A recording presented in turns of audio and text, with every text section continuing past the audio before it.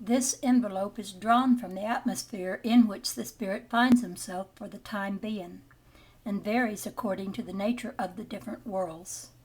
In passing from one world to another, spirits change their envelope as we change a garment when we pass from summer to winter, or from the pole to the equator. The most elevated spirits, when they come to visit us, assume a terrestrial perispirit, which they retain during their stay among us, and their perceptions are therefore produced while they are thus clothed upon in the same way as those of the lower spirits, of whom the grosser order of perispirit is the appropriate envelope. But all spirits, whether high or low, only hear and feel what they choose to hear and to feel. Without possessing organs of sensations, spirits are able to render their perceptions active or to prevent their action. There is but one thing which they are compelled to hear, and that is the counsels of their guides. The sight of spirits is always active, but they are able nevertheless to render themselves invisible to one another, according to the rank they occupy, those of a higher rank having the power of hiding themselves from those who are below them, although a spirit of lower rank cannot hide himself from those who are above him. In the first moments after death, the sight of a spirit is always dim and confused. It becomes clear as he becomes freed from the body, acquiring not only the same clearness which it possessed during life, but also the power of penetrating bodies which are opaque for us. As for the extension of a spirit's vision through space and into the future and the past, that depends entirely on his degree of purity and of consequent elevation. This theory, it will be said, is anything but encouraging. We had thought that once freed from our gross bodily envelope, the instrument of all our suffering, we should suffer no more. And now you tell us that we shall still suffer in the other life, although not in the same way as we do here. But suffering is none the less painful, whatever its nature, and this prospect is by no means an agreeable one. Alas, yes, we may have to suffer much and for a long time, but we may also have no more to suffer, even from the very moment of quitting the corporal life. The sufferings of our present existence are sometimes independent of ourselves, but they are often the consequences of our own volition. If we trace our suffering back to their source, we see that the greater number of them are due to causes which we might have avoided. How many ills, how many infirmities does man owe to his excesses, his ambition, in a word, to the indulgence of his various passions? He who should live soberly in all respects, who should never run into excesses of any kind, who should be always simple in his taste, modest in his desires, would escape a large proportion of the tribulations of human life. It is the same with regard to spirit life, the sufferings of which are always the consequence of the manner in which a spirit has lived upon the earth. In that life, undoubtedly, he will no longer suffer from gout or rheumatism, but his wrongdoing down here will cause him to experience other sufferings no less painful. We have seen that those sufferings are the result of the links which exist between a spirit and matter, and the more completely he is freed from the influence of matter, in other words, the more dematerialized he is, the fewer are the painful sensations experienced by him. It depends, therefore, on each of us to free ourselves from the influence of matter by our action in this present life. Man possesses free will, and consequently the power of electing to do or not to do. Let him conquer his animal passions. Let him rid himself of hatred, envy, jealousy, pride. Let him throw off the yoke of selfishness. Let him purify his soul by cultivating noble sentiments. Let him do good. Let him attach to the things of this world only the degree of importance which they deserve, and he will, even under his present corporal envelope, have effected his purification and achieved his deliverance from the influence of matter, which will cease for him on his quitting that envelope. For such a one, the remembrance of physical suffering endured by him in the life he has quitted has nothing painful, and produces no disagreeable impression, because they affected his body only and left no trace in his soul. He is happy to be relieved from them, and the calmness of a good conscience exempts him from all moral suffering. We have questioned many thousands of spirits having belonged to every class of society. We have studied them at every period of their spirit life, from the instant of their quitting the body.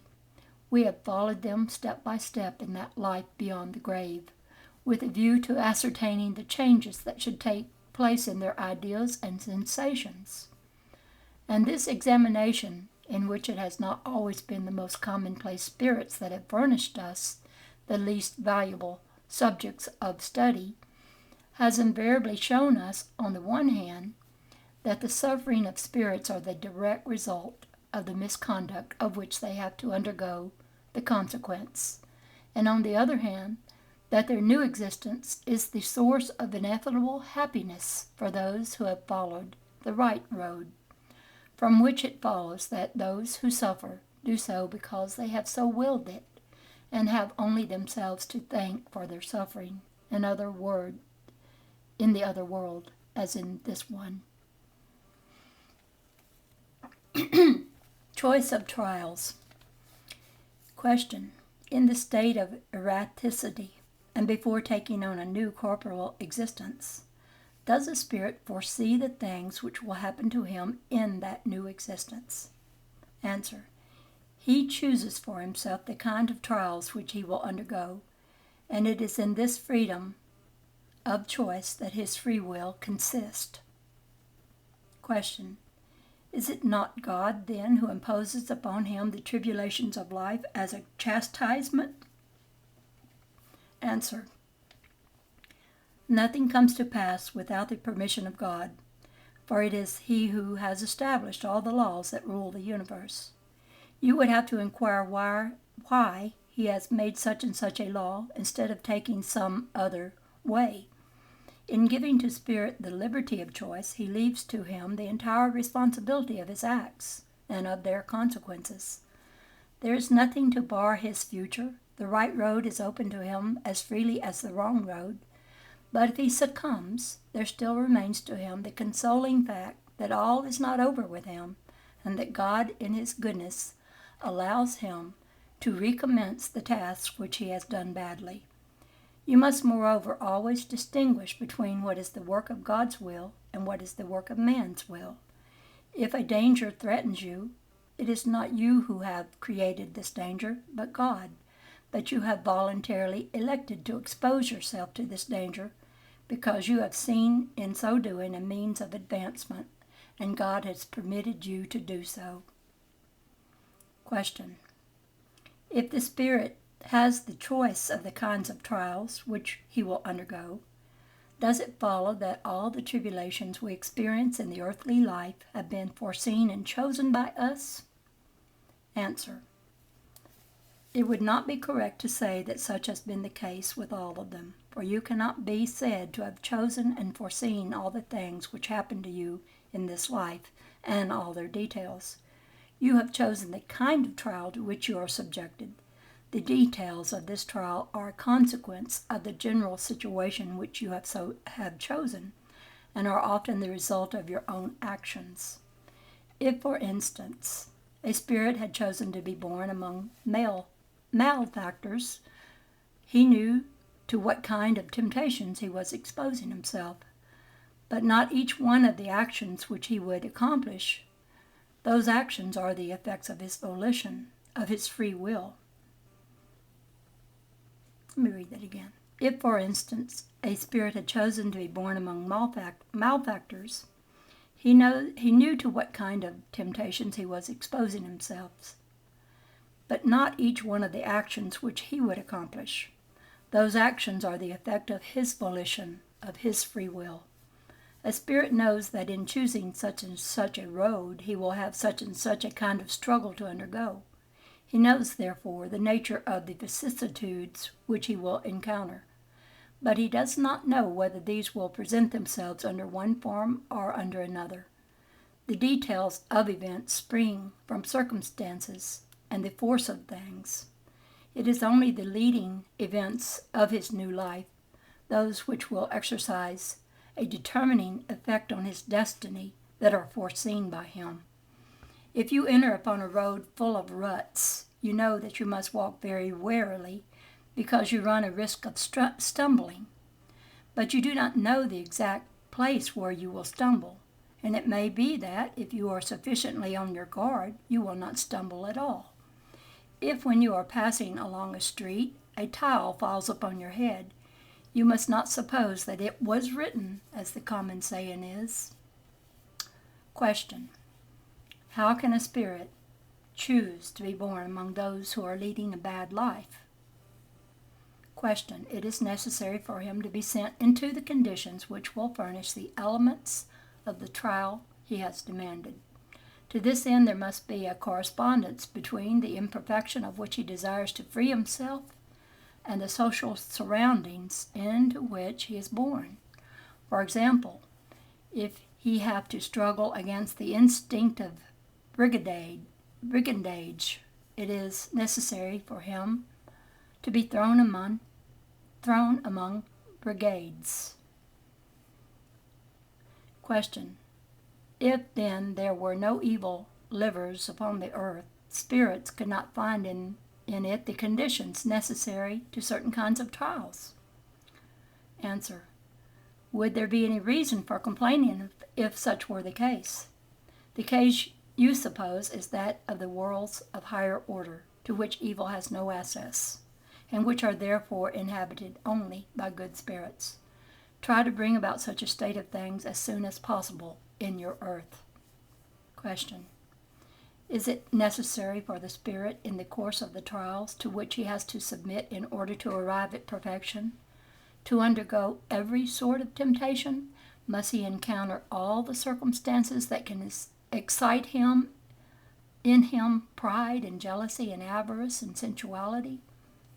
Answer: certainly not, since there are, as you know, many spirits who take from the beginning a road which spares them the necessity of undergoing many of those trials. But he who suffers himself to be drawn into the wrong road exposes himself to all the dangers of that road. A spirit, for instance, may ask for riches, and his demand may be granted, and in that case he will become, according to his character, avarice or prodigal, selfish or generous, and will make a noble use of his wealth or waste it on vanity or sensuality. But this does not imply that he will be compelled to run the gauntlet of all the evil tendencies that may be fostered by the possession of riches. Question: as a spirit at its origin is simple, ignorant, and without experience, how can he make an intelligent choice of an existence, and how can he be responsible for such a choice? Answer: God supplies what is lacking through his inexperience, by tracing out for him the road which he has to follow, as you do for the infant in its cradle. But he allows him, little by little, to become the master of his choice, in proportion as his free will becomes developed, and it is then that he often loses his way and takes the wrong road, if he does not listen to the advice of the good spirits who endeavor to instruct him. It is this which may be called the fall of man. Question: when a spirit is in possession of his free will, does the choice of his corporal existence always depend solely on his own volition, or is this existence sometimes imposed on him by God as an expiation? Answer: God can afford to wait. He never hurries the work of expiation. Nevertheless, God does sometimes impose an existence upon a spirit, when the latter, through his ignorance or his obstinacy, is incapable of perceiving what would be to his advantage, and when he sees that this existence may subserve his purification and advancement, while furnishing him also with the conditions of expiation. Question. Do spirits make their choice immediately after death? Answer. No. Many of them believe their suffering to be eternal. You have already been told that this is a chastisement. Question.